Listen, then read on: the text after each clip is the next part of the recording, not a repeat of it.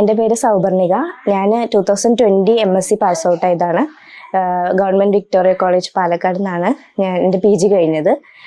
എനിക്കിപ്പോൾ കഴിഞ്ഞ December 2025 JRF crack ചെയ്യാൻ പറ്റി. JRF കിട്ടുന്ന പ്രതീക്ഷിച്ചിരുന്നില്ല. കാരണം ഞാൻ ജോയിൻ ചെയ്ത് 3 മാസത്തിനുള്ളിൽ ക്രാക്ക് ചെയ്യാൻ പറ്റുന്ന സ്വപ്നത്തെ പോലും വിചാരിച്ചിരുന്നില്ല. തുടക്കം പറഞ്ഞാൽ ഞാൻ PG കഴിഞ്ഞ ഒരു 5 കൊല്ലം ഗ്യാപ്പ് വന്നിരുന്നു. അപ്പം എന്നെക്കൊണ്ട് എത്ര സമയം എടുക്കും ഇത് ക്രാക്ക് ചെയ്യാന്നുള്ള ഭയങ്കര കൺഫ്യൂഷനായിരുന്നു. ആൻഡ് ഇതിപ്പോൾ ഇങ്ങനെ ആദ്യം ഒരു കൺഫ്യൂഷൻ തന്നെ ആയിരുന്നു. ശരി, എന്തായാലും ഒന്ന് തുടങ്ങി വെക്കാം എന്നുള്ള രീതിയിലായിരുന്നു പ്രിപ്പറേഷൻ. 3 മാസം കൊണ്ട് ക്രാക്ക് ചെയ്യുക, അതും 5 കൊല്ലം ഗ്യാപ്പ് എടുത്ത ഒരാൾക്ക് എന്ന് പറഞ്ഞാൽ തന്നെ നിങ്ങൾക്ക് ആ പ്രിപ്പറേഷൻ്റെ ലെവൽ നിങ്ങൾക്ക് മനസ്സിലാവും. അത്രത്തോളം നല്ലൊരു കോച്ചിങ് ആയിരുന്നു. ഇമ്പോർട്ടൻറ്റ് ഫോക്കസ് ഏരിയ മാത്രമായിരുന്നു ഒരു ക്ലാസ്സിൽ പറഞ്ഞത്. പിന്നെ പീരിയോഡിക് ആയിട്ടുള്ള മോക്ക് ടെസ്റ്റുകൾ, വീക്ക്ലി മന്ത്ലി ടെസ്റ്റുകൾ, ക്വസ്റ്റ്യൻ അനാലിസിസ്, ഇതെല്ലാം വളരെ ഹെൽപ്ഫുൾ ആയിരുന്നു. തീർച്ചയായും വീക്ക്ലി യൂണിറ്റ് ടെസ്റ്റ് നമുക്ക് ആ ആഴ്ചത്തെ കാര്യങ്ങളെല്ലാം ഒന്ന് റിവൈസ് ചെയ്യാനും പിന്നെ വേണ്ടത്ര രീതിയിൽ നമുക്ക് പ്രിപ്പറേഷൻ ലെവൽ ആ ഒരു ലെവലിലേക്ക് എത്തിക്കാനും ക്വസ്റ്റ്യൻസ് ചെയ്യുന്നത് വളരെയധികം ഹെൽപ്ഫുൾ ആയിരുന്നു.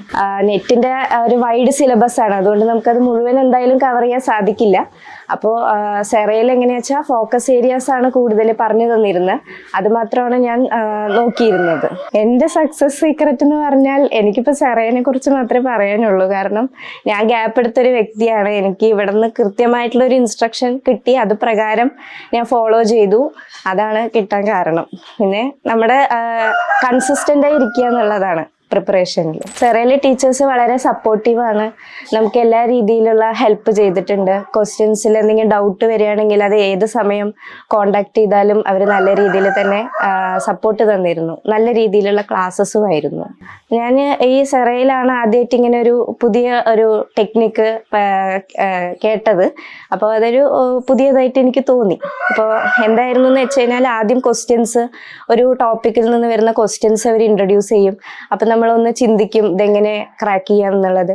പിന്നെ ഒരു ട്രെയിനിങ് തരുന്നു. പിന്നെ അറ്റ് ലാസ്റ്റ് അതിന് ശേഷം നമുക്ക് ആ ക്വസ്റ്റ്യൻസിലേക്ക് വീണ്ടും വരുമ്പോൾ നമുക്ക് തന്നെ അത് സോൾവ് ചെയ്യാൻ പറ്റും. അത് നല്ലൊരു രീതിയിൽ കോൺഫിഡൻസ് ബിൽഡപ്പ് ചെയ്യാൻ നല്ലൊരു ടെക്നിക്കാണത്.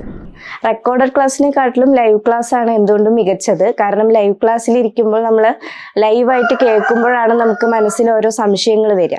അപ്പോൾ ലൈവ് ക്ലാസ്സിന് കൊണ്ടുള്ള ഗുണം എന്താണെന്ന് വെച്ച് കഴിഞ്ഞാൽ നമുക്ക് അപ്പം തന്നെ ആ ഡൗട്ട് ക്ലാരിഫൈ ചെയ്ത് കിട്ടും. റെക്കോർഡഡ് ക്ലാസ് ആണെങ്കിൽ നമ്മൾ ഓരോ ഡൗട്ട് വരുമ്പോൾ പിന്നീട് അത് ചോദിക്കാന്ന് പറഞ്ഞ് വിട്ടുപോകാനാണ് സാധ്യത. അപ്പോൾ ഇങ്ങനെ ലൈവ് ക്ലാസ് ആകുമ്പോൾ നമുക്ക് അപ്പം തന്നെ ഡൗട്ട് ക്ലിയർ ചെയ്ത് പോവുക. കുറച്ചും കൂടി എഫക്റ്റീവാണ് ലൈവ് ക്ലാസ്. ഞാനും അങ്ങനെ കരുതിയിരുന്ന ഒരാളാണ്. കാരണം ഞാൻ PGക്ക് പഠിക്കുമ്പോൾ 2-3 പ്രാവശ്യം ട്രൈ ചെയ്തിരുന്നു. പിന്നെ കിട്ടാതായപ്പോൾ അങ്ങനെ വിട്ടതാണ്. പിന്നെ വീണ്ടും ഒരു ബ്രേക്കിന് ശേഷം വീണ്ടും നമ്മൾ അതിലേക്ക് ഒന്ന് വേണം എന്നുള്ളൊരു ആഗ്രഹം എപ്പോഴും മനസ്സിലുണ്ടായിരുന്നു. അപ്പോൾ ആ ഒരു ആഗ്രഹം ഉണ്ടെങ്കിൽ നമുക്ക് എന്തും നേടിയെടുക്കാൻ സാധിക്കും. Important topic molecular biology, evolution, genetics, biochemistry, ഇതൊക്കെ കൂടുതൽ ഫോക്കസ് ചെയ്ത് നല്ലതായിരിക്കും. ഞാനിപ്പോൾ വിശ്വസിക്കുമെന്ന് അറിയില്ല, ഞാൻ 3 മാസമേ ഞാൻ പ്രിപ്പയർ ചെയ്തിട്ടുള്ളൂ. പിന്നെ അതും നമ്മൾക്ക് ആ പരീക്ഷയുടെ 1 മാസം വളരെ ഇമ്പോർട്ടൻ്റ് ആണ്. അന്ന് പുതിയതായി ഒന്നും പഠിക്കാതെ നമ്മൾ ഓൾറെഡി പഠിച്ചത് റിവൈസ് ചെയ്യുക, എക്സാമിന് പോവുക, ക്വസ്റ്റ്യൻസ് ചെയ്യുക, അത്രയൊക്കെ. തീർച്ചയായും. കാരണം നമ്മൾ വെറുതെ പഠിച്ചു പോയാൽ നമുക്ക് അതിന് എങ്ങനെ ക്വസ്റ്റ്യൻ വരിക എന്നൊരു ഐഡിയ ഉണ്ടാവില്ല.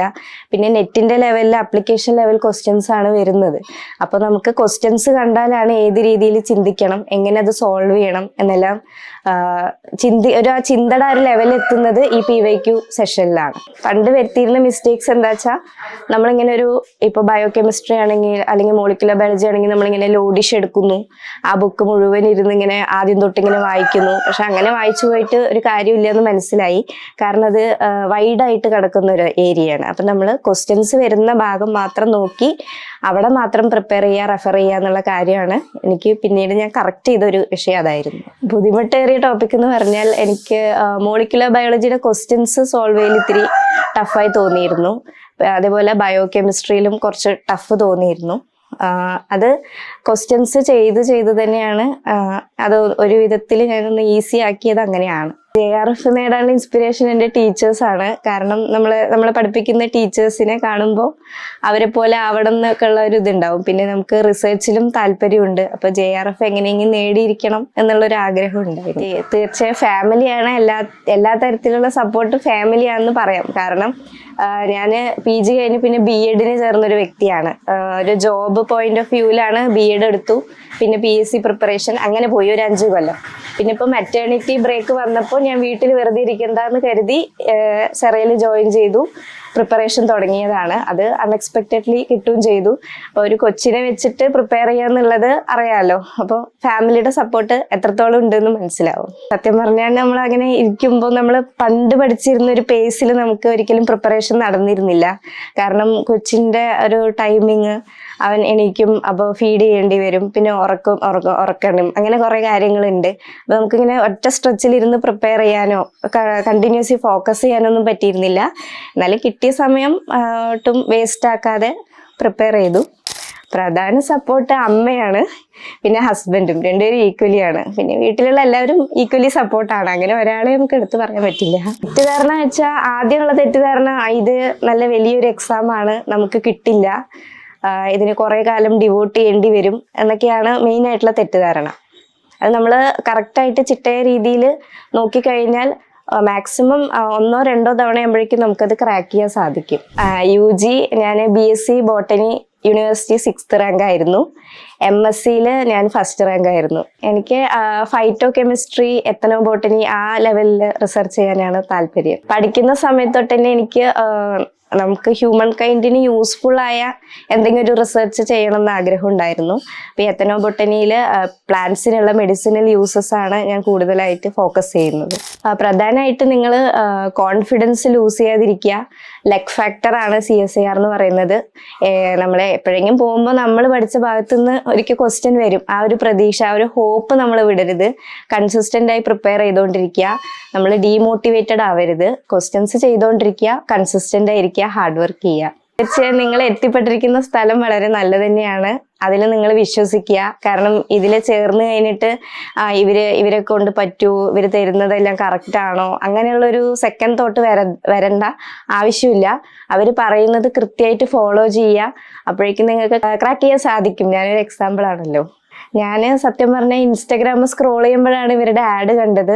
അപ്പോൾ ഒറ്റ ഫീസിൽ JRF നേടുന്നവരെ പഠിക്കാം. അതുവരെ ഇങ്ങനെ ഒരു പരസ്യം ഞാൻ കേട്ടിട്ടില്ല. അപ്പം ഞാൻ ഇത് കൊള്ളാലോ എന്ന് വിചാരിച്ചു. കാരണം ഇത് കിട്ടില്ല എന്ന് എനിക്ക് അപ്പോൾ ഒരു ധാരണ ഉണ്ടായിരുന്നു. അപ്പോൾ അത് കൊള്ളാലോ എന്ന്, പിന്നെ ഇങ്ങനെ ചേരാം. പിന്നെ ഫീസ് നമ്മൾ എക്സ്പെക്ട് ചെയ്യുന്ന വേറെ കുറച്ച് ഇൻസ്റ്റിറ്റ്യൂട്ടിലെ ലക്ഷക്കണക്കിന് രൂപകളാണ് വാങ്ങുന്നത്. അപ്പോൾ ഇതിൽ ഫീസും കമ്പാരറ്റീവ്ലി കുറവാണ്, പിന്നെ കിട്ടുന്നവരെ പഠിക്കാം എന്നൊക്കെ പറഞ്ഞ കൺസെപ്റ്റ് എനിക്ക് ഇഷ്ടമായി. അങ്ങനെ ഒരു ഇൻട്രസ്റ്റിൽ ഞാൻ ജോയിൻ ചെയ്തതാണ്. ഓൾറെഡി സജസ്റ്റ് ചെയ്തിട്ടുണ്ട്. ഞാൻ എൻ്റെ കുറേ ഫ്രണ്ട്സിനെ സജസ്റ്റ് ചെയ്തിട്ടുണ്ട്. ഇപ്പം എനിക്ക് ബ്രേക്കിന് ശേഷം JRF കിട്ടി എന്ന് പറയുന്നത് എൻ്റെ ടീച്ചേഴ്സിനും ഫ്രണ്ട്സിനെല്ലാം ശരിക്കും ഒരു സർപ്രൈസ് ആയിരുന്നു. നീ എങ്ങനെ പ്രിപ്പയർ ചെയ്തു, സെൽഫ് പ്രിപ്പറേഷൻ ആണോ എന്നൊക്കെ ചോദിച്ചു. അപ്പം ഞാനല്ല, സെറ വഴിയാണ് എന്ന് പറഞ്ഞിട്ട് ഞാൻ എല്ലാവർക്കും ഒരു കോണ്ടാക്ട് നമ്പർ ഡീറ്റെയിൽസ് എല്ലാം ഷെയർ ചെയ്തിട്ടുണ്ട്. ടീച്ചേഴ്സും ചോദിച്ചിട്ടുണ്ട് ഇപ്പോൾ പഠിക്കുന്ന കുട്ടികൾക്ക് ഷെയർ ചെയ്യാൻ വേണ്ടി. ഒരു കോളേജ് മുഴുവൻ സെറ ഫേമസ് ആയിട്ടുണ്ട്. Thank you.